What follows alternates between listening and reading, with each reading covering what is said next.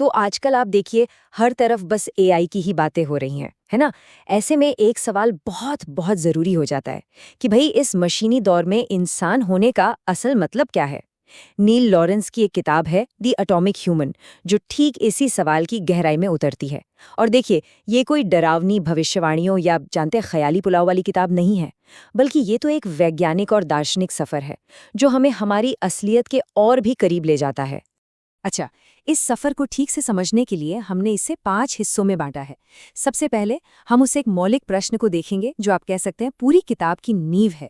फिर हम विकास और हमारे शरीर की क्या भूमिका है उसे समझेंगे। इसके बाद हम डेटा और मॉडल की दुनिया में गोता लगाएंगे।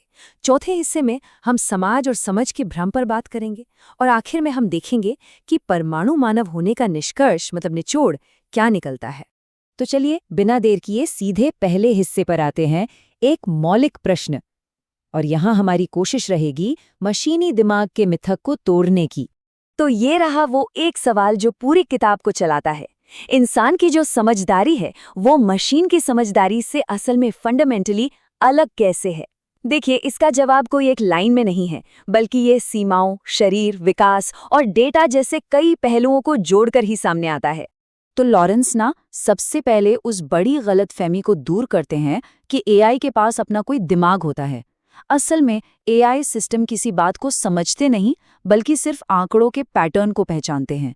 उनकी अपनी कोई मंशा, कोई ख्वाहिश या कोई जागरूकता नहीं होती। वो हमारी तरह इस दुनिया में जीते नहीं हैं। उनका काम तो बस इनपुट को प्रोसेस करना है, बस। और ठीक इसी के सामने वो परमाणु मानव का विचार रखते हैं। ये क्या है?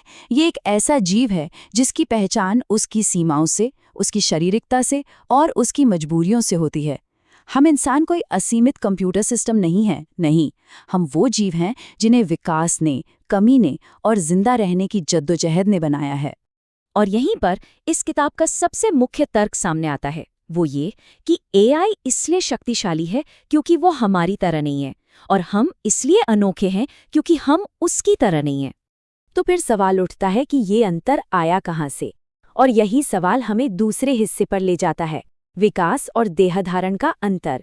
यहाँ हम ये जानेंगे कि कमी और शारीरिकता ने हमें कैसे गढ़ा है। यहाँ एक बहुत ही दिलचस्प बात सामने आती है। इंसानी दिमाग ये प्रचुरता में नहीं बल्कि कमी में पैदा हुआ।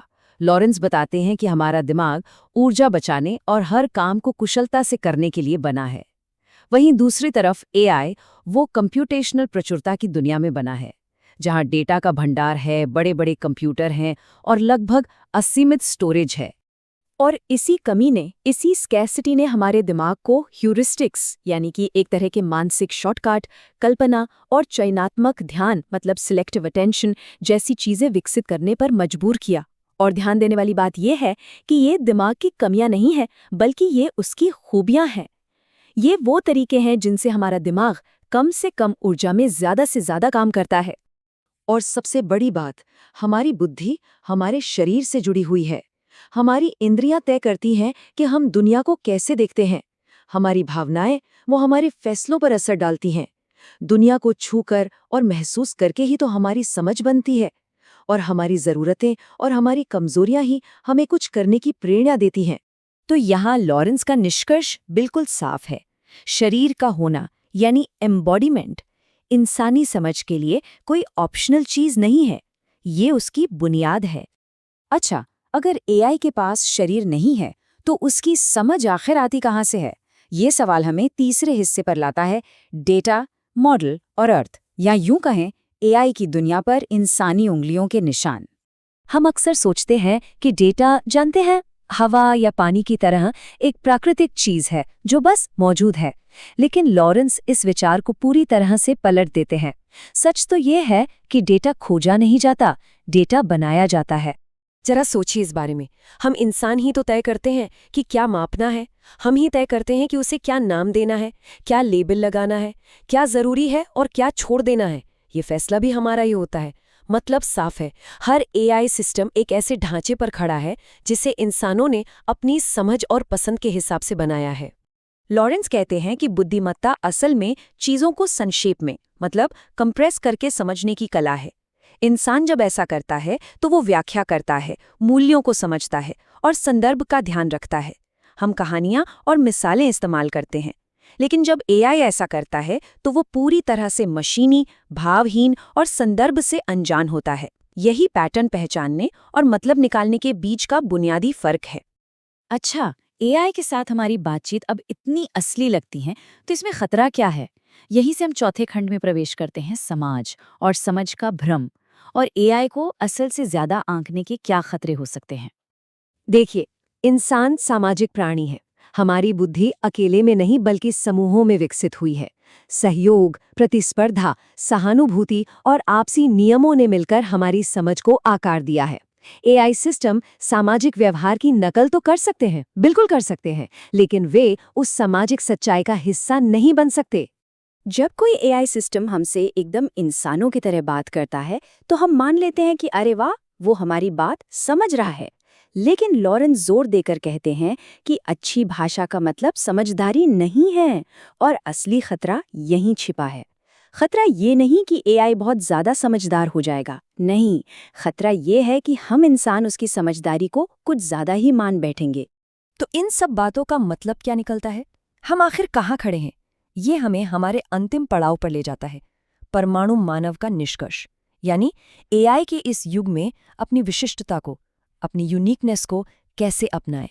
ये हिस्सा एक तरह से इंसानी कमियों का जश्न मनाता है। हमारी भावनाएं, हमारे पूर्वाग्रह, हमारी गलतियां, ये कोई बग नहीं है जिन्हें ठीक करने की जरूरत है, नहीं, बल्कि यही हमारी रचनात्मकता का, हमारे लचीलेपन का और हमारी सहानुभूति का असली स्रोत हैं।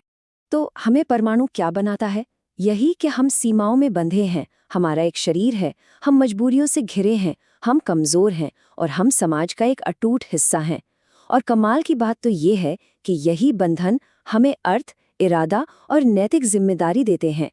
लॉरेंस का तर्क ये है कि भविष्य एआई के साथ मुकाबला करने का नहीं है, बिल्कुल नहीं, बल्कि भविष्य इस बात में है कि हम एआई का इस्तेमाल अपनी इंसानी क्षमताओं को और बढ़ाने के लिए कैसे करते हैं। किताब का अंत हमें विनम्रता, स्पष्टता और उन चीजों की सराहना करने का संदेश देता है जो हमें वाकई में इंसान बनाती है। तो आखिर में एटॉमिक ह्यूमन एआई की क्षमताओं के बारे में नहीं, बल्कि इंसान के अनोखेपन के बारे में एक किताब है। लॉरेंस का अंतिम संदेश जितना आश्वस्त करने वाला है, उतना ही चुनौतीपूर्ण भी है। कृत्रिम बुद्धिमत्ता मानवता की जगह नहीं लेगी, लेकिन हाँ, ये हमें खुद को और भी गहराई से समझने पर मजबूर जरूर करेगी।